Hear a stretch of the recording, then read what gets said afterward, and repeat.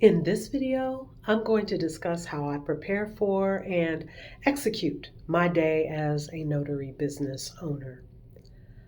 I filmed this video over a number of days to show different aspects of what's necessary to be successful, such as being detail oriented and well organized. Here, I am reviewing and preparing a loan modification package. This type of loan signing has very few pages and takes only a few minutes to print, review, and prepare. Other loan packages, such as a refinance, usually has quite a few pages. For example, at least 100 pages, but usually even up to 150. And that, of course, will take longer to prepare because it takes longer to print and it takes longer to go through and check each page for what I need to check it for. But back to preparing for this loan modification. As I flip through each page, I'm looking for signature lines, initial lines, and date lines. I'm also looking for my notary certificate, aka notary block. This section is strictly for me to read and fill out. Now, something very important that I look for is instruction from a signing service or a title company on what color ink to use for a loan signing appointment.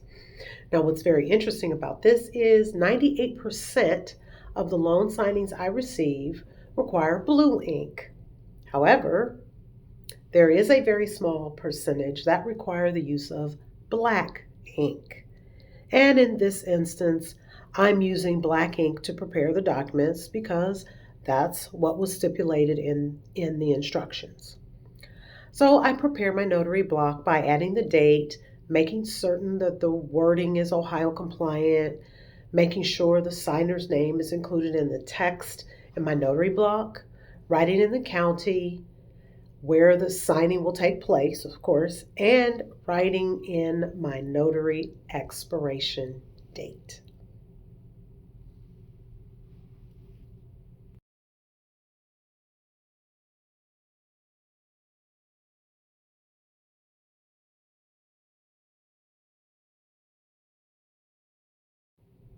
I have a very nice supply of everything I need to use in my business, such as paper clips, clasps, and rubber bands to hold the loan packages together.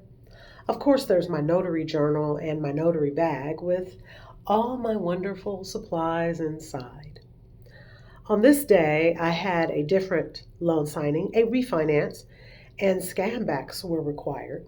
So I had to take my laptop, which went into my notary bag, so that I could upload the documents after they had been signed by the client and I could send them off to the title company.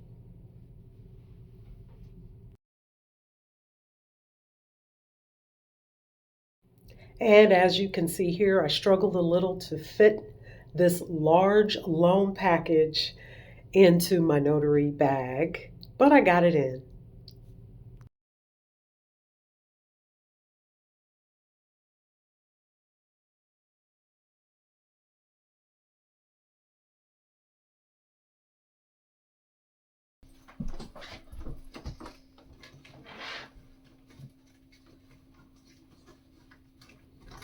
Here, I'm adding more business cards to my notary bag because I should never be without my business cards.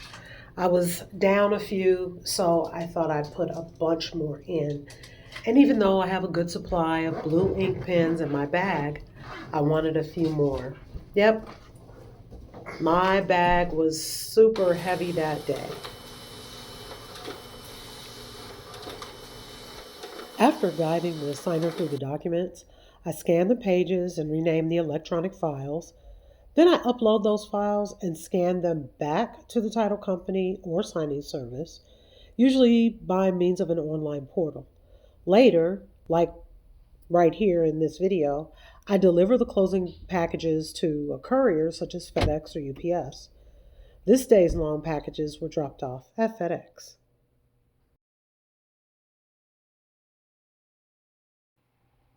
After a day of loan signings and general notary work, I return to my home office to review my day, generate invoices, review my notary journal for record accuracy and completion. I also delete electronic files from my laptop and ensure that I don't have any pictures of my signer's driver's license still on my phone or on my computer.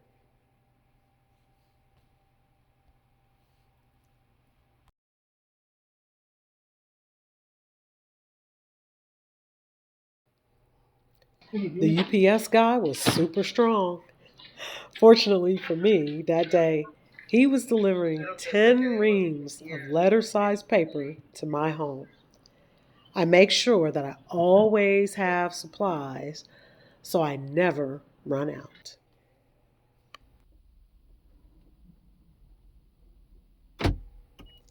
On this cold winter day, I was traveling to an estate planning signing appointment.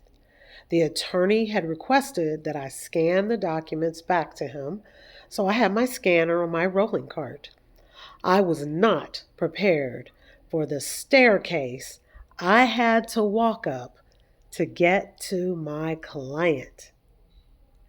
But thankfully, my cart is sturdy because I rolled it right up these steps.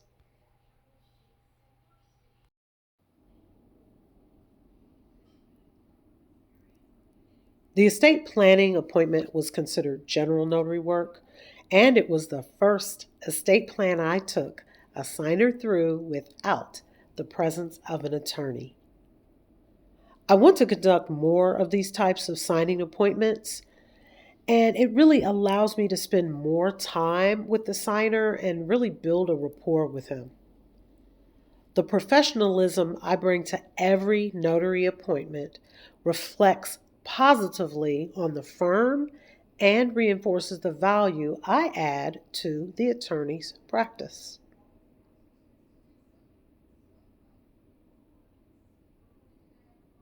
Earlier, I mentioned that after my appointments, I return to my home office. I don't just set down my notary bag, I finish out my business processes. What do I do? Well, besides generating invoices that I may or may not have already drafted, I send them out. I might tidy up my notary bag, removing loose papers, post it notes, and whatever else I no longer want in my bag. I might review my entries from the day, my notary journal, and of course, make sure that I've filled in each space. This is also an opportunity for me to catch up on reading emails from the National Notary Association or any forums that I'm subscribed to, and of course, posts from my notary group on Facebook. This type of media helps me to stay educated and up to date on notary laws and procedures. Of course, read funny experiences and stay close to the notary community. Taking this time allows me to prepare for the next day. I might need to print a loan package or confirm an appointment with the signer. I make sure that my calendar is updated for the next day and check if I need to scan documents back to the title agency or signing service to make sure that I put my scanner in my car with me. If I have general notary appointments scheduled, I briefly review their location and prepare mentally for that. And then I'll be ready to do it all over again the next day. I am Carla Stewart, owner of Superior Signature Notary Service. Thank you so much for watching tonight. I appreciate all of my subscribers, and don't forget to ring that notification bell for all things notary related.